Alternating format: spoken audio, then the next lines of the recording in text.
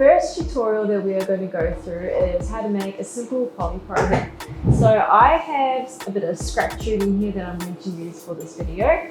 So the tools we need to make a hoop are a drill, tape measure, a rivet gun, tube cutters, and then some basic hardware like drill bits, inserts, a rivet. And because we're making a collapsible hoop, we're going to use a little push button.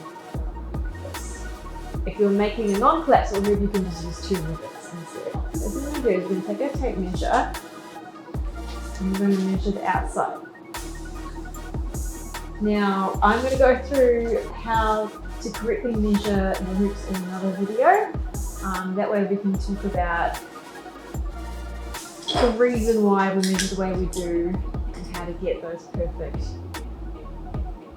measurements. So I'm doing a 28-inch hoop, so I'm just going to cut it here.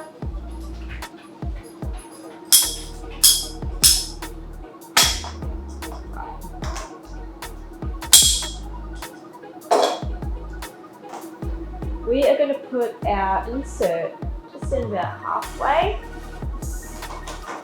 I'm just going to eyeball that one because I can see through this tubing that it's about halfway. Now, if you are working on a dining room table like I am, I suggest you just put something underneath because I will be in a bit of trouble if I slip and make a hole in this table. I'm just going to eyeball this one. I'm doing about halfway. And I'm just drilling my hole. And then I'm getting my rivet and I'm putting it in my rivet gun. And I'm just going to push it. Okay. Now, we're going to do the other side. And then you just drill that out. That's it. Right, so then we're just going to take our insert and squeeze it, and we're going to push it in to the hole. And that is it. There is our simple Polypro hoop.